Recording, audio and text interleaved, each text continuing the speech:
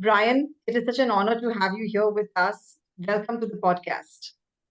Thank you very much. It's an honor to be here.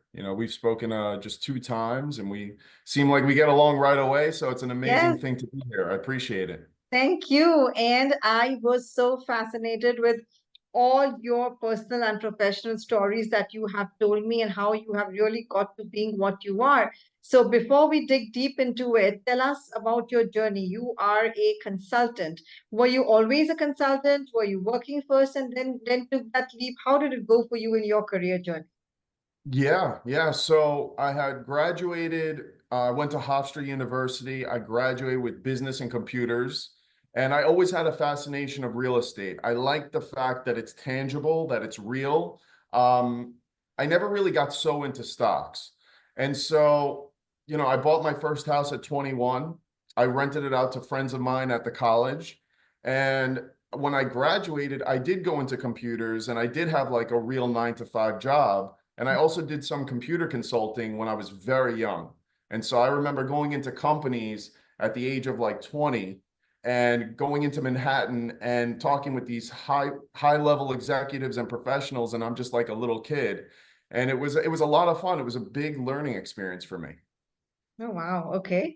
And when we spoke early on, you mentioned that you've gone through significant personal challenges from health issues to, loss. Tell us a little bit about how did these experiences shape you as the individual, where now to a point where you are helping others unlock their extraordinary potential. No, absolutely. Before I answer, I just want to say, I like the idea of ordinary people, and I don't say it in a negative way. The reason I say that is because when you go on YouTube and you go on, other people's podcasts, things like that, everyone's this super alpha. I wake up at 4 a.m. I take an ice bath. I run around 20 miles, and then all these things like David Goggins, who these people are amazing. At the same time, a lot of people in the middle, they don't relate to that. They're not waking up at 4 a.m. So what I like to Yeah. do is, you know what I'm saying, right? Yeah, I know, but there's this huge facade over, 4 a.m. and 5 a.m. and that, every time this is exact how success comes. But I'm so glad you nailed that and you spoke Yeah. about it. Yeah, because it's not for everyone. And you Yeah. don't necessarily have to do that to become a high performer. That's just a few people that are on YouTube, and they're amazing at that. And so for me, I did have health challenges. When I was younger, I was always very skinny. I grew up super, super skinny. And then later on, it turned out I had Crohn's disease, which is like an autoimmune issue. Yeah. Yeah. So in 2010, I actually got a colon resection. So I went for major surgery. I was in the hospital for about 10 days, and they literally take your colon, they cut a piece off and they put it back. And it was major. It was really, really major. And after I got done with that surgery, I really wanted to just go into entrepreneurship big time. I had been making that move, but when you have stomach issues, everyone's had a stomach ache, right? If you're human, you've had a stomach ache. And when you have a stomach ache, the last thing you want to do is be around a lot of people, go out there, and it's challenging. So I wanted something where when I feel good, I Mhm. can I can do it, and when I don't feel so good, I can kind of hide away and heal. Yeah. And so now, I figured out medicine that works for me. I figured out routines, food, diet. I've figured out all these things, and thank God I've been amazing for quite some time now. But I think, Brian, the fact that now you are saying it so easily that you figure these things out, I don't think it was that easy to actually figure things out. That's the most challenging part in a person's life because all of these things from health issues to personal losses or anything can drain you down. It can suck your mental energy out. And at that time, to figure out things becomes the most challenging. So, did you have someone or did you cross this on your own? So I had many doctors, and I really believe in like Facebook groups and Reddit and online communities, because even though you're right, they're not doctors, sometimes you get better information from other people trying things, and it's all about trial and error. And so I did go through a lot of different medications. A lot of medications didn't work. And it's just, I guess, having that desire to really be a part of life, you know, to really go out with my friends, to really go out and work, you know, and I didn't want to be one of these hermits that just stay at home. And so I had a strong desire and strong willpower to do it. And so after I went out there and I started and reading and all these things and talking with doctors, there were many times, listen, I tried a medication that almost killed me, literally. It almost killed me, and I still have side effects from it. Like if I've done a bone density scan, and my bone density is like osteopenia, which is like low Oh, bone density. yeah, And from prednisone, which many people know prednisone, and yeah. from different medications, and it's just about pushing, you know, really want if anyone wants something, they're going to push themselves to do it. So what you rightly said, if anyone wants something, they will really push themselves. And then, during challenging times, we're talking about adversity here. So adversity is in your personal life, professional life. So when these challenges come, people find it so difficult. They know what they want, but then something stops them from overcoming these challenges. What is it that, in your opinion, you're dealing with so many clients who you're helping? Yeah, I mean, I think a lot of it is a reframe, meaning it's perspective. It's how you look at things. And so, you know, I'll talk a little bit about a tragedy that I had, like even larger than my health issue at the time, which was I was married, and in 2021, my wife passed away. And so it was a very tragic, very sudden thing. And we do have a son. My son just turned 5. He's going to kindergarten. And, you know, listen, that was a huge, just a huge loss and a huge Can like stopping imagine. point, you know? And I think that for me, it was a combination of still wanting to live, having my son, and still wanting to provide him happiness, because at the time he was only 1.5. And so I didn't want him to be, you know, when you think of someone losing someone in such a tragic way, you think of someone like in their room with the lights off, right? Like you Yeah, see, yeah. I just didn't have the ability to do that because I had my son, and I But to wanted him see to have, him. yeah, I want him to have a happy Yeah. life. We would go to the beach in Florida. I would make sure that he's living his best life, and I would still explain it to him, you Mm. know? And so a reframe for me, it's like this, you know, when you lose someone, whether it's a friend, a parent, you go through waves, right? Everyone always Yeah. talks about waves of sadness, the 5 stages of grief.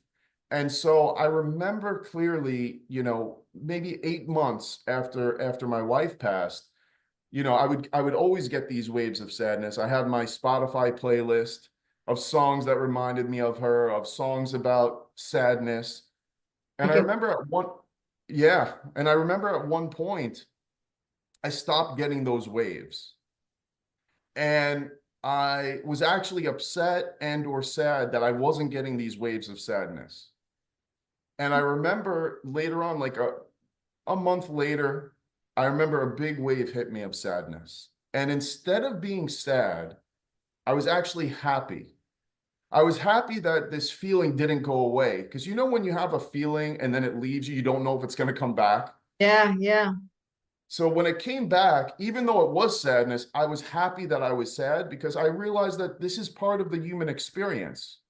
You know, we have ups, we have downs, and we have to use those negative emotions, whether it's anger, sadness, frustration.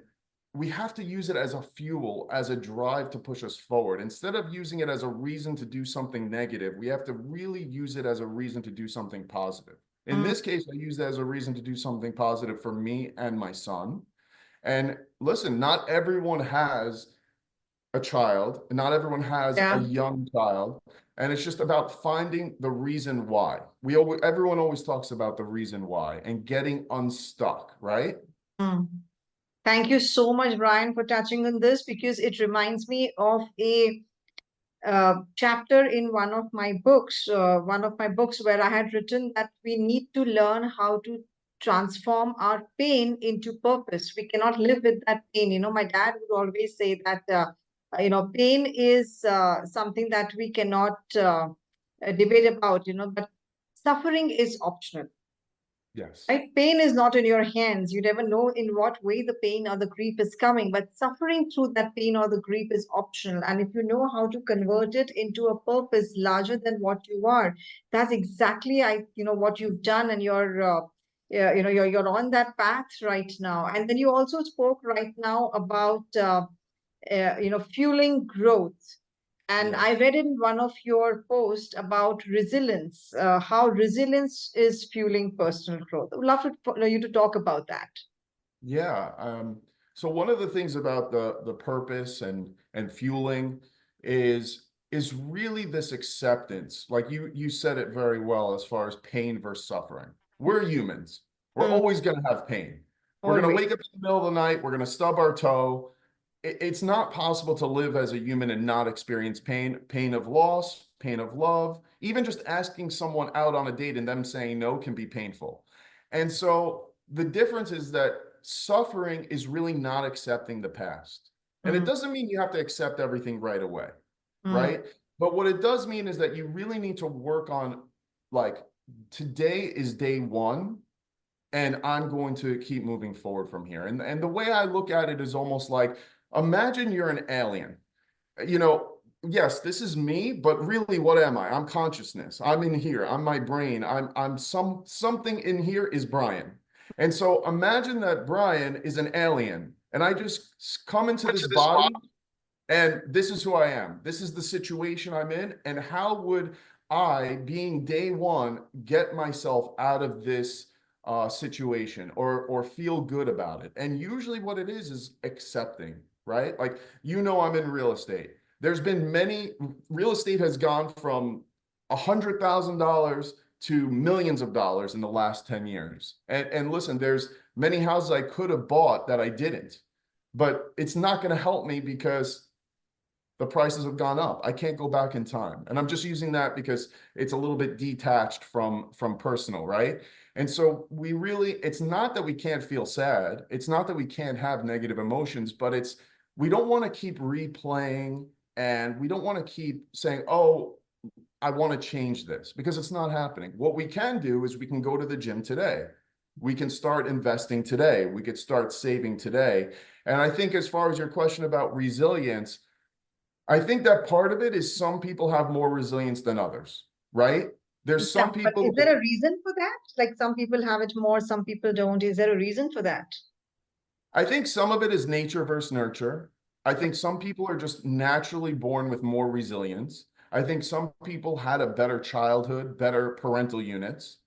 I'll give you just an example, right? Like, if people go to war, right? There are some people that get PTSD, and there's some people that become generals and love it, right?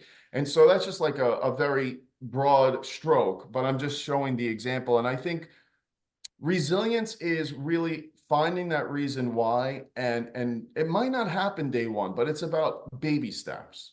I Mm, feel that for me, what's worked is not going to the gym every day for 2 hours a day. What's worked is going every day for 20 minutes, mm. maybe just going for 10 minutes, So it's and like then just step keep by step. going. And I think about, like, water hitting a rock, right? The consistency of water hitting a rock will make a hole in the rock. Yeah. And so I Over a think that period of time. Yeah.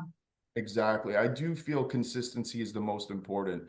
I mean, for me, like right now, I'm kind of in the last 4 years starting over in Florida, and it's just baby steps. Trying not to get overwhelmed, even though, as you know, life is overwhelming sometimes. It's okay. And I think part of it is just Mm, reminding yourself, this is a normal feeling. This is what's going to happen, and it's okay, but let's keep pushing, because, as you know, we have many thoughts. mm. We have many thoughts, and sometimes people grab onto the wrong thought. And Yeah, so, I think our human no, brain is just so wired to look at the negative, to look at what's not working, what's missing. yeah. Have you ever read the book Untethered Soul? No. It's a great book, and basically the idea of the book is we are not our thoughts. And Mm, so we have all these thoughts like clouds. And yeah. so they're coming out, and we need to sit back here as the observer. And we Mm, need to observe these thoughts and not just grab on. I'll give you an example. Let's say you're on top of a building and you're looking over. Obviously, in Manhattan, there's a lot of buildings. It's a very normal human thought to be like, I wonder what it's like to jump. I Mm, wonder what it's like. Now, it's not a normal human thing to actually jump. absolutely. So it's knowing like, okay, this is a thought. That doesn't mean it's me, Mm, you know? And I think that that's what I really teach my son. I teach my son honor. I teach my son respect, and I teach him self-worth. You know, we're not seeking validation or approval. mm, Just because just because someone doesn't like you, just because you make a cold call and they curse you out, that has nothing to do with your self-worth. Your mm. self and self-esteem come from within. You're so right. I mean, like they say that whatever you are is, you need to know how to channelize your thoughts. Not all thoughts are just coming to you for you to take action. Some of them are just there, like you said. And you also spoke earlier about acceptance. You have to accept who you are and accept what the situation is. How much of acceptance really helps to overcome challenges and adversity? Does it make the person feel, okay, that's my destiny, I'm accepting it, and let me not do anything? Or does it tell the person, in what way are you putting acceptance? Yeah, I mean, I think acceptance is huge, right? Accepting yourself, accepting your current situation. And you're right. You just said like we have a tendency as humans to focus on the negative. Mhm. And that's because, right, like back in the day, thousands of years ago, we were running away from beasts or animals Yeah. or bad guys or armies. We've been running a lot. This is the first time in life in America where we're just like watching Netflix and chilling. So it's like there's a lot of running. And so acceptance for me, like I love comedy. I Uh-huh. love comedy shows. And in New York, as you know, there's a lot of comedy shows. Yes. I remember going to a comedy show and this guy was hysterical. I don't remember who it was, but he was very, very funny. I do remember it was in Dangerfields. Rodney Dangerfield is a famous comedian. He has his own comedy place. And I remember being there and seeing this guy and he's killing it. He's just doing great. And there's one guy in the crowd who's not laughing. And he's so focused on this one guy that even though the whole crowd is laughing, he ends up talking to this one guy. He ends up making this amazing show about this guy who's not laughing. And we do that in our real life. We have this support system. We have this love, hopefully from your family, hopefully from friends. And then we get focused on that one person that doesn't like us. Mm. And so, like with acceptance, Yeah. that's a huge thing. Like, and I think about that in my own life. Like, why am I focused on this one person or this one thing when I have so much support? And so True. then it's about reminding. Once again, people are afraid to remind themselves. Like, you have to sometimes look in the mirror in the bathroom and actually remind yourself that I have this love and support. It's okay if this person is not feeling me. Mm. I like the missing idea that you said. So there was a story I had read long back about the missing goat, where there are three goats and they are labeled as one and two and four. And then they find these three goats and then they are wondering where is the number three goat. And then they come to know there is no number three goat. You're just focusing on everything that's missing in your life. Whereas you Yes. need to see what all you have. So I think that's a beautiful example that you have Yes. shared, Brian. Brian, you spoke about reframing, right? Yeah. Give us Yeah. some tips on how does one reframe so that they can overcome challenges and adversity. Of course, so a lot of what I do is bridging the gap between spirituality and business. That's wonderful. I, Yeah. yeah, I like common sense. And as you know, common sense in 2024 is not common. I And know it has so, never been very common. yeah, exactly. So it's like I like to get back to practical strategies. So like with reframing, practical strategies to help. And so with reframing, I believe in a lot of frame control. So with spirituality, it's a very broad stroke as well. But with spirituality and losing my wife, I really went down this spiritual path. Shamans, hypnotists, metaphysicians, Reiki, things like this, breath work. Mm, And it's important to like use both because I'm not a shaman and I'm also not trying to be like my brother works at a big corporation. I'm not trying to be either of those. I'm trying to be kind of in the middle, use the best of both worlds. And so with reframing, it's also about frame control. And Great frame control control. is Okay. like, this is my Netflix series. And I'm going to worry who likes, I'm going to worry about myself, and whoever likes me, whoever doesn't, doesn't. Uh-huh. And it's kind of like this thing of, it's like right now, I'm on the Brian May Netflix show, you're on the Pael Netflix show, and now we're talking. But I have my frame, you have your frame, and I Yeah. almost think about it like, remember when you're a kid, especially in America, this happens. When you're a kid, you have a substitute teacher, and Yeah. what does Yeah. the class do? The class Right. just loses it. They do whatever they want, Those right? out. Yes, Because absolutely. that substitute teacher doesn't have the Yeah. frame. Yeah. And True. so it's really about keeping that frame. And it's harder than it sounds. And so Mhm. one of the practical techniques that I give people is pick someone in your life that you like the way you are with them. You feel good, you feel strong, you feel in control, and then start acting and pretending like the person you're speaking with is that person in your life. Mm. You see what I'm saying? Yes, And really absolutely. pushing it. Yes. And it's not going to happen like that. But Mm. what's going to happen is, let's say you're very comfortable with your friend Joe. Mm. So start acting towards people like your friend Joe. And then what's going to happen is they're going to start moving into your frame. Mm.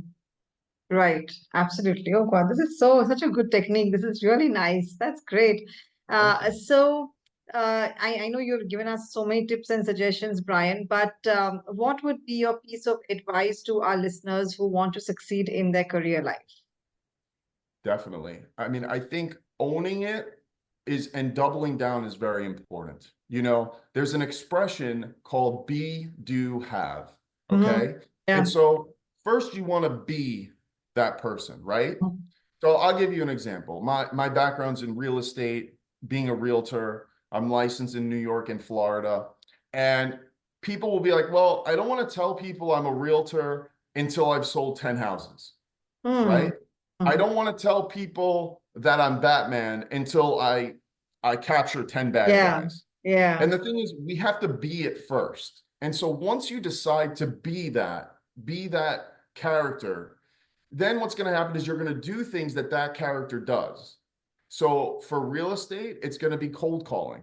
For Hmm. real estate, it's going to be handing out business cards. For Batman, it's going to be working out. It's going to be Yeah. learning how to fight. It's going to be going out at night. And so after you do these things, then you will have the Bat Cave. What you Then you will want. have listings. Then you will have buyers and sellers. Yeah. You don't want to just wait. So like as far as career, even in corporate, you Love that. know, you know the quote, Yeah. dress for the job you want, Yeah. be the Yeah. person. So if you want to be an executive, start acting like an executive. I love that. I mean, it's so true. We do have, it's really, really true. And you need to become the person that you need to reach there. This is so great. Thank you so much, Brian. You've taken your time and you have connected with us and helped our listeners with so many things. And just listening to your story itself is so inspiring, honestly. So thank you so much for your time. Thank you very much. I really appreciate it. Thank you. Thank you. And this one's for our listeners. This is Brian May and Payal Nanjiani wishing you loads of success in your career life. God bless. God bless.